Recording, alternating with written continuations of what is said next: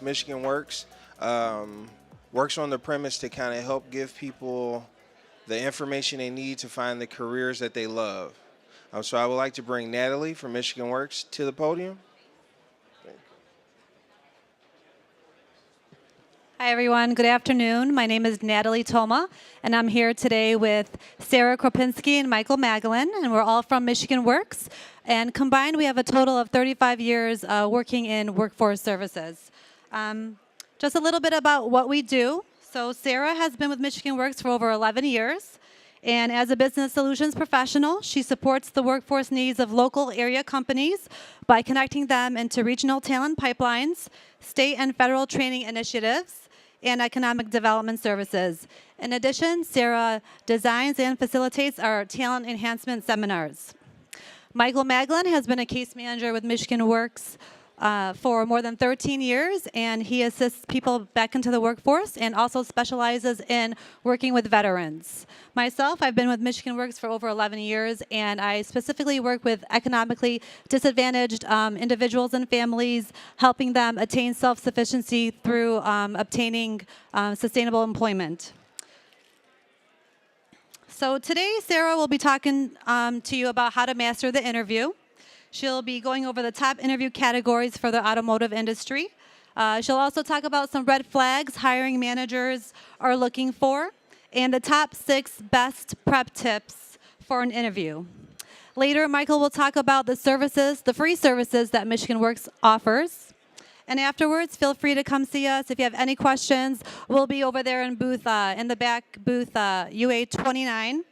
And at this time, I'll go ahead and pass it over to Sarah. Thank you. Hi, everybody. How's the event going so far today? Good?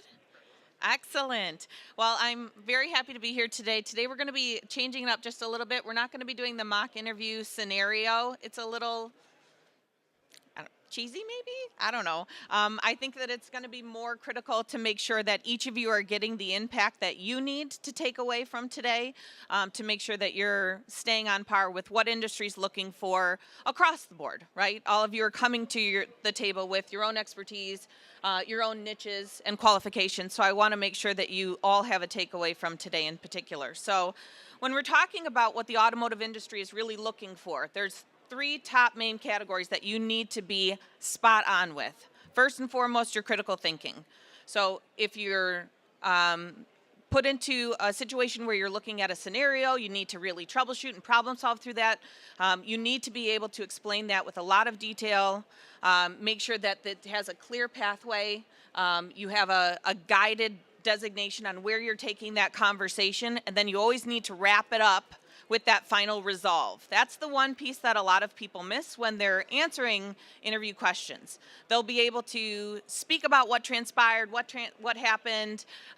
They'll be able to take things through a situation and talk about the action items and the deliverables that were a part of that project or program or scenario, but the resolve is what's normally missing. If you can't shore it up for your audience, remember that they weren't there with you in the room, right?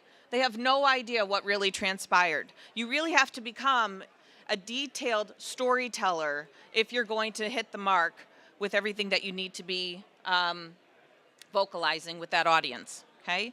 So your critical thinking is going to be really important. Hand in hand with that is your analytics. Your analytical skills, your ability to take initiative are going to be huge. So don't think of this necessarily as you have to come to the table with qualifications, core hard skills that are tangible that they can take advantage of. But if you're not hitting on the aptitude to perform, the competencies to gain skills, right? To be a trainable, moldable person. That's really what they're looking for, okay? That's what every industry is looking for. So are you worth the investment? If you have what it takes, fabulous. Make sure you're selling it well. If you don't have what it takes, or if you're slightly under par with what they're looking for, what industry's kind of marketing as a good ideal candidate, then that's where you need to really step up that game. Be that storyteller. Show them that you at least have the logical mindset to get through something. Okay, that's going to sell your message by the end of the day. Okay.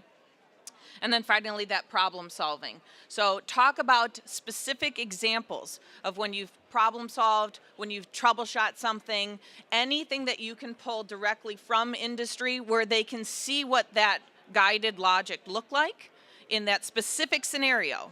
Okay? And if you're talking about something that happened on a team or on a project that you worked on that had multiple people involved, do make sure that you are highlighting your contributions as part of that. Okay, that's going to be really important. Remember that they're not there hiring the whole team, right? They're hiring you and your contributions and what your part of that connected message was. So please make sure. It's kind of uncomfortable sometimes to talk about yourself, right? That's kind of what we were always told not to do as kids, right? You can't boast, you can't be proud of yourself. Well, we have to figure out a way to do that and to manage that well when we're in that situation. So as much as you can, try and outline your contributions and your efforts as it relates to the problem solving, what transpired. If you haven't really been in an interview situation in quite some time or in this trade, this is pretty much trade or industry wide, but you want to be trying to navigate your solutions and the way you speak in a STAR pattern, they call it. So you want to talk about the situation that you faced, the task that you were assigned in particular, the action items that you took against that, and then how did it resolve, okay? It's a very clear way to stay on a guided path with your audience, okay? A lot of people get stuck in the action items and then they can't pull themselves back, right? Why am I talking about soup now? I don't know where I went, right? It's that randomness that starts to come out when your nerves get to you, when you can't figure out how to wrap it up and shore it up. It's a real skill that you have to kind of get under your belt prior to getting in there in front of an audience. So the more mock interviews you can do, the more people that you can sit with, try and tease out individuals from the trade or from the profession or who are just in general HR from your network that might be willing to sit with you in advance of going in so that you can kind of do that wet your whistle practice and you don't go in fresh and trying it out when you're in the situation that you really want to land, okay? So if you look at what you're actually being screened on in the back end, what are employers looking for and kind of what are their measures and the metrics that they're going by, they're definitely making sure that they are posing hypothetical questions to you because they want to watch scenario-based responses. That's their number one, okay? Because they're assuming that the most accurate predictor of future performance is past behavior. So if you're not modeling yourself well about how things have transpired in the past, what that sounds like, how to model that, again, the resolution piece to it, if you don't really do that well, they're going to get a really ill sense about you, okay? Because they're going to believe or assume that those same contributions and efforts that you put forth up front are going to follow with you. And if something didn't work and you didn't kind of shore it up the right way, it's going to have a negative mark against you, okay? So watch for scenario-based questions. That's a really critical piece. They're going to be definitely giving you enough time to respond. So don't feel like you have to rush through your answers. Take your time, slow down, and really come up with a solid response to what they're looking for. Remember to have in your back pocket already times when you were showcasing great analytical skills, a time when a project went wrong and what'd you do to fix it. You have to be prepared to give these examples so that you're not just pulling random things off the top of your head, because that never goes well for anyone, okay? So get yourself prepared for those project-based and scenario-based situations.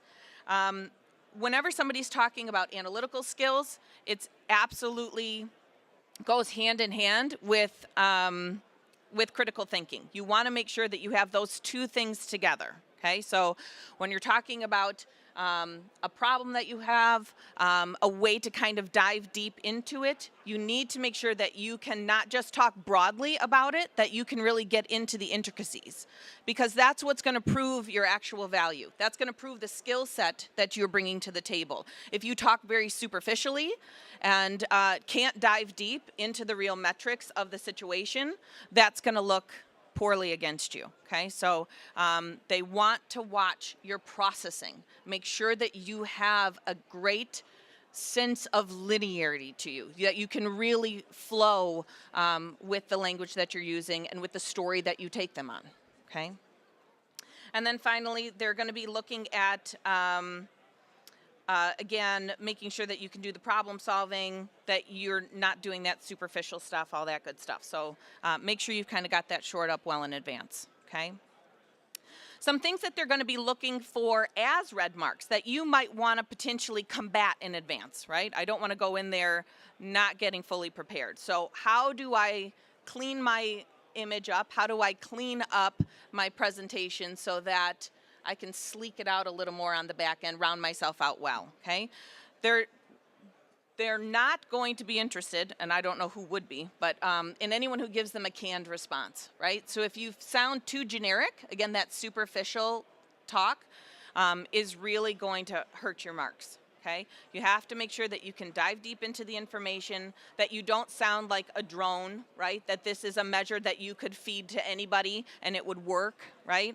It's not going to work. It'll fail every time. So as much information as you can glean about the company, about where they're headed, about what types of markets they're breaking into, so that you can better align and customize, tailor fit those solutions directly to that organization, better off you're going to be, okay? They definitely want to make sure that your communication skills are up to par. Definitely your written communication skills at least got you in the door, right? You were able to present a resume that was enough to kind of get your phone ringing, which is good. Hopefully you guys are using your networks and not just relying on the click and pray version of job searching. If all you're doing is going out there and submitting applications online at random, you have a 2% chance of getting called for an interview. And you're probably up against 4 or 5 other candidates. So your potential for actually landing that job continues to go down. Those statistics are not in your favor. So it's not where we want to put all of our eggs in that one basket, okay? Definitely play the field as much as you need to and make sure you're applying to as many opportunities as possible, but you need to try and be networking yourself in. Networking has an 80% generated return rate, okay, for hires. So if you can go in there with a personal voucher, a referral source, someone who did vet you kind of in advance before getting in front of that audience, you're golden. I mean, and you also cut down your candidacy rate, right? If you're applying online, you probably are one of 100, 200 in automotive, maybe even thousands, right? Because these are global conglomerates that you're going to be working for. So you have to kind of, again, beat those measures the best that you can and play those statistics to your favor. So instead of being one of hundreds, if I'm referred into an opportunity, I'm now going to be one of 7, right, that they'll take a look at. And they'll take a look at the referrals in advance of going live to the public. So it's a really great potential for you to capture better measures for yourself and make sure those statistics play in your favor, okay? So when you're looking at just preparing for your interview in general, again, make sure that you have the technical chops that they're going to be looking for. So make sure that you have really teased out and skimmed through that job description as much as possible, not just superficially. I want you to dive deep under the language that you're seeing and read the additive measures that are behind it. So it's not just they're looking for you to answer in this way, they're actually assessing your problem solving, your critical thinking, your analytics, your X, Y, or Z, right? You have to be able to interpret, reinterpret that messaging so that you can hit on all platforms that they're really looking for, okay? So technical questions are going to be huge. The behavioral questions are those situation-based, so do make sure you have plenty of situations to pull from, and you know how to manipulate those situations in multiple ways, okay? I don't just want to have, I'm going to talk about this project and how it relates to my budget analysis skills. Okay, that's great, but what if they spin it and they ask you a different type of question about your project management skills? Can I take that same example And instead of just talking about budget analysis, I'll be able to reinterpret it and remeasure it as it relates to project management. Okay, so once you pull out scenarios, think of different ways to tease out multiple facets and multiple ways of speaking on that particular role or project. Okay. Making sure that you bring questions to ask at the end of the interview. There is nothing more tragic than spending an hour with a candidate and you think it's going great, and then all of a sudden you end and say, before we finish up here today, do you have any questions for me? Nope, all set. All set, you know? It just feels a little off to the person who just spent that much time with you, right? You don't work here. You don't know exactly what we do quite yet, right? Every job, every occupation, and every industry has their own nuances. Every organization's going to have their own niches, right, that are very specific to that organization. So please make sure that you're kind of doing a better deep dive into what the environment looks like, what the culture looks like. You can get some of that sometimes from Glassdoor, right, and LinkedIn, places like that, but watch yourself, okay, that you're coming to the table with real life questions. Making sure you go in there dressing the part, you look sharp. Watch again culturally what you can pick up on Facebook. Social media platforms a lot of times will give you better cultural understanding of the dynamics in that organization. They'll post things that are more fun or kitschy on like a Facebook or a Twitter versus LinkedIn, which tends to be more professional. So if you're trying to glean additional information on cultural pieces, that might be good channels to check. And then making sure that you are keeping yourself conversationally toned when you're in there. You don't want to be too casual, of course, but if you come in too staunch as well, there really is a disconnect that they're going to have with you in there, okay? You're going in to start a relationship with this person, right? You're building a partnership together. As much as you need something from them, they need something from you too. Okay, so hold your head very high. Make sure you feel confident, calm, cool, collected when you're in there, and you're ready to kind of take on the challenges ahead.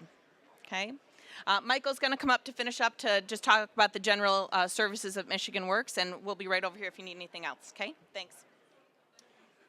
Okay, my name is Mike, if you missed the introductions earlier, and I represent Oakland County Michigan Works Troy, as well as Sarah and Natalie. So I just kind of want to give you an overview of what Michigan Works can do for you, whether you're an employer or possible job seeker, unemployed, underemployed, whatever the case may be. So one of the misconceptions about Michigan Works is that we're basically an unemployment office. That is not true.